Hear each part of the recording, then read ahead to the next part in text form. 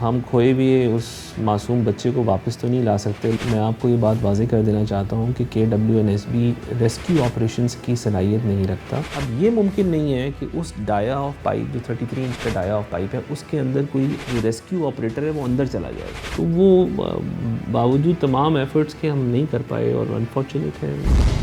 मैं वक्त को तो मेरे भाई तब्दील नहीं कर सकता। मैं उसके वालिदैन से मादरत चाहता हूँ, हाथ जोड़ के माफ़ी मांगता हूँ। सबसे पहले तो मैं इस बच्चे के लवाकिन वालिदैन के साथ माज़रत और दोनों चीज़ों के साथ जिसको हम एक कहते हैं कि उनके अफ़सोस का भी इज़हार करूँगा। हम खोए हुए उस मासूम बच्चे को वापस तो नहीं ला सकते, लेकिन आने वाले वक्तों में हम ये कोशिश ज़रूर कर सकते हैं कि इस तरह के वाक़यात ना हों। और उसके लिए हम ये कोशिश करें कि अगर यहाँ कहीं ढक्कन इस तरह के एक्सपोज़ हुए हुए नज़र आते हैं तो हम उनको फ़ौरी रिप्लेस करें। और अगर कोई इनको चोरी कर रहा है तो आवाम के साथ मिलके उनको अवामिल को और उन लोगों को आइडेंटिफ़ाई करें और उन लोगों के ख़िलाफ़ कार्रवाई करें। देखिए, जहाँ तक रिपोर्ट की बात है और जो एक्शन की बात है, मैं आपको ये बात वाज़ेह कर देना चाहता हूँ कि KWNSB रेस्क्यू ऑपरेशंस की सलाहियत नहीं रखता। रेस्क्यू ऑपरेशंस तो 1122 या वो इदारे जैसे नेवी के इदारे हैं या वो इदारे चूँकि हमारी पानी की और तहसील की भी चीज़ें जो हैं वो गुजर रही हैं, हम उनको कॉल करते हैं क्योंकि रेस्क्यू एक ऐसा अमल है जो कि मखसूस तरीके से स्पेसिफ़िक तरीके से स्पेशलाइज्ड जॉब है जिसको परफ़ॉर्म किया जाता है। 1122 का जो हॉर्न रेस्क्यू होता है उसका काम है ये करना। सर लेकिन वो तो जब काम करेंगे ना जब उनके पास कोई मैप होगा। अगर 1122 आ भी जाती तो जब तक हमारे पास डायग्राम ही नहीं है कि लाइन कहाँ से किधर जा रही है तो कोई भी नहीं कर सकता इसके अंदर को।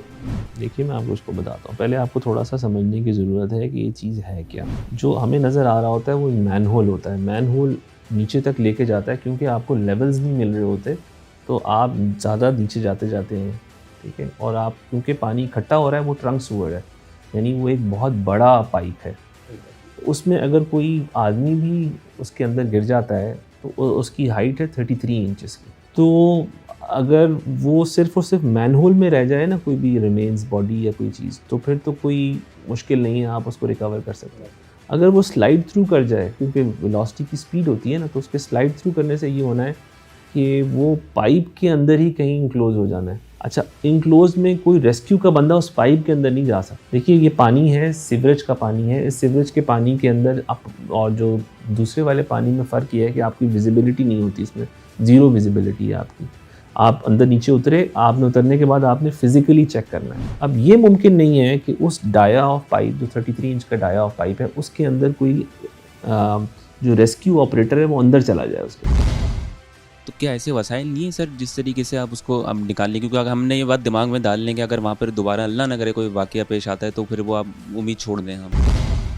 हमारे जो मैन होल्स हैं ना, उन मैन होल्स के अंदर मंकी लैडर्स होने चाहिए क्योंकि अगर जब मंकी लैडर होगा तो आप किसी चीज़ को पकड़ सकते हैं ना, वरना आप किसी चीज़ को पकड़ नहीं सकते। अब वो मंकी लैडर्स भी नहीं बने हुए हैं। तो ये तो एक यूँ समझें कि कंस्ट्रक्शन का एक बेसिक फ्लॉ है जो एग्जिस्ट करता है। आने वाले वक्तों में हमें इम्प्रोवाइजेशन करनी है, हमें ज़रूर इनवर्ट सोचना है कि हम इसको कैसे बेहतर कर सकते हैं। आप मैन होल के अंदर चले जा सकते हैं लेकिन आप पाइप के अंदर आप बंदा नहीं जा सकता, कोई पॉसिबिलिटी नहीं है। मुझे नहीं मालूम क्योंकि मैं मौजूद नहीं था कि अगर कोई ऐसा रेस्क्यू वाला बंदा जो अंदर गया उसके बाद वो पाइप में पूरा ट्रैवल करके आगे निकल आया हो, इवन रेस्क्यू वालों के पास ये फैसिलिटी नहीं है। तो वो बावजूद तमाम एफ़र्ट्स के हम नहीं कर पाए और अनफॉर्चुनेट है। मेरे पास तो अल्फाज नहीं है इस वक्त। आपका अमला वहाँ पर लेट पहुँचा, उसके खिलाफ आपने क्या कार्रवाई की या कोई एक्शन लिया उसके खिलाफ? देखिए जी, सिचुएशन तो ये डिमांड करती है कि हम इस तरह के वाक़यात का एक कंप्लीट तदारुक करें और देखें कि क्या ये वाक़या कैसे हुआ है और उसको क्या बचाया जा सकता था या रिकवरी हो सकती थी। मेरे नज़दीक अगर इस स्पेसिफ़िक वाक़े में कोई भी शख़्स, चाहे वो ऑफ़िसर हो या नीचे का कोई हमारा वर्कर हो, अगर वो उसकी कोई डायरेक्ट इन्वॉल्वमेंट ऐसी पाई गई, स्लैकनेस पाई गई, तो उसके खिलाफ भरपूर कार्रवाई होगी। कराची शहर के अंदर सर बहुत सारे गटर ऐसे हैं जिनके ढक्कन अभी भी गायब हैं। आपने 2 महीने पहले अगर मैं देखूँ तो 6 मई को एक वाक़या पेश आता है तिरेडी के अंदर, जिसमें एक बच्चा गटर के अंदर गिरा और वो बह के चले गया। 2 दिन बाद जो है Karachi water and sewerage board का अमला वहाँ पर आया और कार्रवाई की और उसको बोला कि बच्चा डेड डिक्लेयर कर दिया। किस तरीके से डेड डिक्लेयर किया कि ना तो क्योंकि उनके माँ बाप जो हैं वो आज भी मुंतज़िर अपने बच्चे के, और जो गफलत हुई है ये 2 दिन बाद आए हैं, तो इसके अंदर क्या बोलेंगे, क्या एक्शन लिया जाएगा? बड़ा अफसोसनाक वाकया था। ढक्कन चोर हमारे लिए बहुत बड़ी प्रॉब्लम है, आपको पता है। तो उन ढक्कन चोरों का इलाज असल में करने की ज़रूरत है, लेकिन वो अनफॉर्चुनेटली हो नहीं पाता। इतना बड़ा शहर है, ढक्कन लगाते हैं, कोई पाउडरी आता है वो उठा के ले जाता है। हम ढक्कनों की सप्लाई को यकीनी बनाने के लिए एक चीज़ के ऊपर काम करें। आइंदा चंद रोज़ में मैं इंशाल्लाह आप दोस्तों को उसकी तफसीलात से शेयर करूँगा कि KWS भी अपना उसने एक प्लांट लगाया ताकि फौरी सप्लाई भी ढक्कनों की अवेलेबल हो और सस्ती उसकी प्राइस हो और क्वालिटी भी उसकी अच्छी हो। लेकिन सर इतना बड़ा सानिया होने के बाद जो है कोई अभी तक ढक्कन वहाँ पर नहीं था। मैं वक्त को तो मेरे भाई तब्दील नहीं कर सकता। मैं उसके वालिदैन से माजरत चाहता हूँ, हाथ जोड़ के माफ़ी मांगता हूँ। अल्लाह ताला उनको सब्र दे, सुकून दे। कोशिश करूँगा कि मेरे दौर में इस तरह की गफलत ना हो। बहुत शुक्रिया। जी नाज़रीन, यहाँ पर आप एक और होल देख सकते हैं जिसके अंदर पत्थर डाल दिया गया है, कुछ बोरियां डाल दी गई हैं।